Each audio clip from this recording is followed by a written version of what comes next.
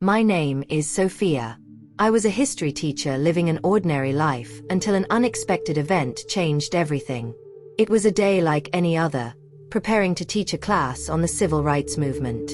I woke up groggy from a night of poor sleep but determined to face the day. After a quick coffee, I rushed out of the house with a pile of essays to grade and a carefully planned lesson. But that day, something different was about to happen. As soon as I arrived at school, the familiar sound of students chatting and the noise of books being dragged down the corridor greeted me. I smiled at some colleagues and went to my classroom, organizing my materials before starting the lesson. We were discussing key figures in African American history, such as Martin Luther King Jr., Harriet Tubman, and Malcolm X. I felt proud of the knowledge I was imparting to my students. However, little did I know that my understanding of history was about to be radically transformed. Suddenly, a sharp pain shot through my chest, like a bolt of lightning. My vision blurred, my breathing became labored, and my legs gave out. I heard my students' screams, but everything seemed to fade away. I felt like I was floating, as if I were inside and outside my body at the same time. The intense pain soon gave way to a sense of peace and tranquility. Everything around me dissolved, and I knew something far beyond my control was happening. As I floated, I realized I was no longer in the classroom. I was being drawn toward a living, pulsating light that seemed to envelop me in pure love. Without resistance, I was taken far from the physical world, to a greater reality. As I approached the light, the feeling of love and deep understanding grew. The light was not just luminous, it was conscious, calling me closer. As I crossed the barrier into this light, everything changed. It was as if I had awakened from a dream to a more vibrant and true reality. Every part of me, my soul, my consciousness, felt intensely alive. I moved through a tunnel, but it was not a simple corridor. The walls glowed with energy and memories, as if I were traversing time and space. Throughout the tunnel, majestic figures emerged, clad in flowing robes. Their eyes shone with ancient wisdom, and their presence was imposing and reassuring. They observed me, not with judgment, but with expectation. I knew something monumental was about to be revealed. I felt an even more powerful presence, not just around me but within me. It was Jesus, not as I knew him in sermons and paintings, but as an omnipresent and omnipotent force. Jesus did not speak with words, but his knowledge flooded me. "Sophia, it's time to see," he conveyed. In an instant, I was enveloped by his knowledge, seeing time unfold before me. I saw the past, the present, and something more, something hidden from human eyes. He showed me a buried, forgotten, rewritten truth. A truth about African Americans that would change everything I thought I knew. I found myself in a place that seemed to be Africa, in a very distant time. The air was warm, the smell of the ocean permeated the environment, and I watched ships anchoring in the distance. I knew exactly where I was, in the time of the transatlantic slave trade. I felt a pang in my heart as I saw the cruelty and suffering those men and women faced. However, something unexpected happened. Despite the horror, I could feel these people's prayers. It was as if their voices echoed through time, carried by an unbreakable force. Jesus was by my side, making me watch that distressing scene. He revealed to me that what was taken from them was not just freedom, but also their spiritual legacy and divine calling. However, this legacy was never truly lost. It has always been present, waiting to be restored. I saw slaves singing in the depths of the ships, their voices rising like incense to the heavens. They were not just singing songs, they were invoking something divine. Suddenly, time changed again. I was now in different moments in history, seeing enslaved people whispering prayers in cotton fields, secret meetings where knowledge was passed on, messages encoded in spiritual songs that carried a deeper meaning. I saw leaders, revolutionaries, and healers, hidden figures whose influence was erased from history. And then, I saw the reason for all these visions, the truth that needed to be revealed. I found myself transported to the present. I recognized streets, cities I visited, faces that reminded me of my students. But I saw everything with new eyes. Jesus pointed. And suddenly I could see what was hidden in plain sight. I saw that African Americans were not just a people who faced injustices, but a people called to something greater. The struggles they faced were not merely physical battles. They were spiritual battles, forging something powerful within them. Jesus then revealed the hidden truth. I saw that through every hardship, slavery, segregation, systemic oppression, there was something else intertwined in the history. A divine anointing, a power passed down from generation to generation, even when they did not realize it. The prayers of their ancestors still echoed in the spiritual realm, forming an unbreakable shield of protection. The music, the culture, and the unyielding spirit were evidence of something much deeper. The resilience of African Americans was not just a human strength, Jesus said, but the manifestation of a spiritual heritage. And this heritage was awakening. I saw revivals, movements, a change beginning to happen. People were rediscovering their connection to something ancient and powerful. Jesus showed me why this truth was hidden. I saw men in dark suits, in rooms full of books and documents, discussing how to control this truth. They had always known the truth, but they feared what would happen if it were revealed. The time of deception was ending, Jesus said. I felt a change in my soul, a breaking of chains, not only in the physical world but in the spiritual. The awakening had already begun. It was time to remember, to reclaim what had been taken. I understood then why I was allowed to return. My life was not over. I had a mission, to share this message. The world needed to know that the truth could no longer be hidden. As I opened my eyes, I was greeted by flickering fluorescent lights, the incessant sound of machines, and the sterile smell of the hospital. I knew I was no longer the same person who had died.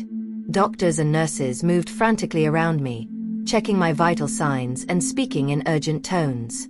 I could hear my family crying somewhere nearby, but all I could think about were the visions I had. I needed to tell someone, but how? Who would believe me? In the following days, as I recovered, I barely spoke about what had happened. My family thought I was too weak, that I was overwhelmed. They weren't wrong, but it wasn't just the trauma of nearly dying. It was the weight of the knowledge I carried. Sitting on the hospital bed, looking out the window, I watched the sunrise and sunset. It was as if I had returned to the world, but no longer belonged to it in the same way. Everything seemed thin, like a veil between this reality and something much greater. The idea of returning to teaching seemed absurd to me. How could I continue living my old life, pretending nothing had happened? I tried to talk to a close friend, someone I trusted. She listened attentively, but I saw in her eyes what she really thought. She believed I was confused, suffering some kind of post-traumatic delirium. The truth was clear. This message would not be easily accepted. The world had spent too much time covering it up, and people had been conditioned to ignore the spiritual reality around them. I started writing everything down. Every vision, every word Jesus spoke to me, every moment in the divine presence. I knew I needed to spread this message, even if only a few were willing to listen. Because I had seen what would happen if I didn't. The awakening was happening, whether people were ready or not. I didn't know why I was chosen to experience this. I was just a teacher living an ordinary life. But I knew I was sent back with a purpose. One night, as I struggled with doubt and frustration, I had a dream that didn't seem like a dream. I was again in the presence of Jesus, enveloped by the same brilliant light, the same overwhelming love. But this time, his expression was serious. "You need to understand, Sophia," he said.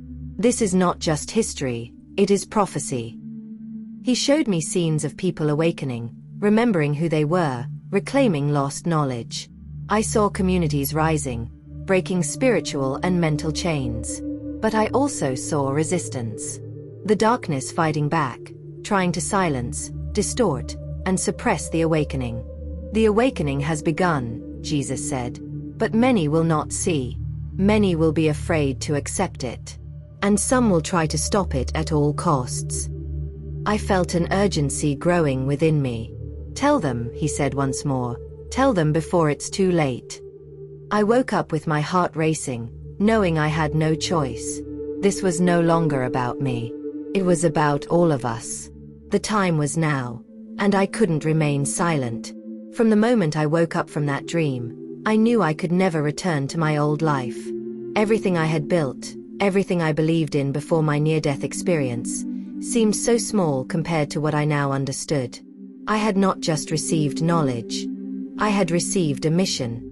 I could no longer sit in a classroom and teach history from books I now knew were incomplete. I could no longer look at the world the same way, knowing so much had been hidden, so much had been stolen. I decided to write. I poured onto pages everything I had seen, the prayers of the ancestors, the divine heritage, the spiritual strength that was never broken. I spoke about the deception, the forces that had tried for centuries to keep this truth hidden. I wrote about the awakening, the movement that was happening now, the stirring in people's souls, something they could feel, even if they couldn't explain it. And I wrote about the urgency, because time was short. Jesus made it clear that the awakening was happening now, and those who needed to hear this message would feel it deeply, like an echo of something they already knew but had forgotten. I didn't know who would receive this message. I didn't know how far it would reach.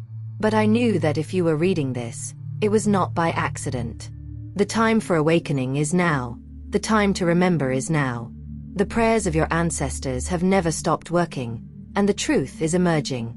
Jesus told me to tell them, and now I'm telling you. Will you listen?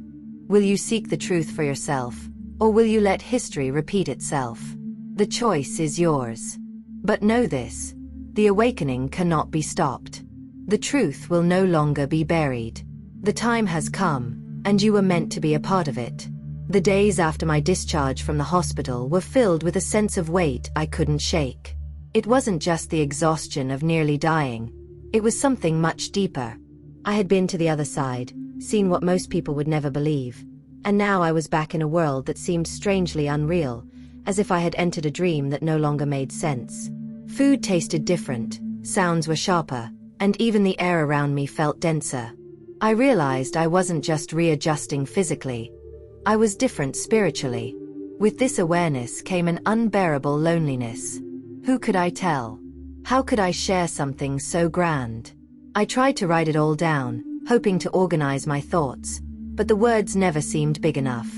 I thought about returning to teaching, slipping back into my old life, pretending nothing had happened. But I knew that was impossible. I had seen too much, and worse, I could feel the truth pressing inside me like an unspoken command. Tell them the time is short. I had not just received knowledge. I had received a burden, and the longer I hesitated, the heavier it became. The first time I tried to tell my story, I was met with doubt. I spoke to a pastor I had known for years, hoping he would listen with an open heart. But as I described what Jesus had shown me, the hidden truth, the spiritual heritage of African Americans, the deception that had kept it buried, I saw his face darken. "That's not in the Bible," he finally said. I felt my stomach churn. "But I saw," I insisted, my voice trembling. He shook his head. "You had a traumatic experience. The mind plays tricks." "No," I interrupted, feeling the urgency in my voice. "Jesus showed me. He told me."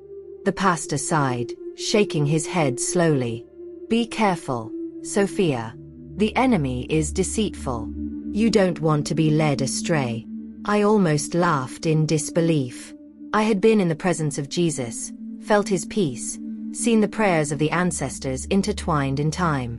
There was no deception in that. But here was the reality I would face. People weren't ready.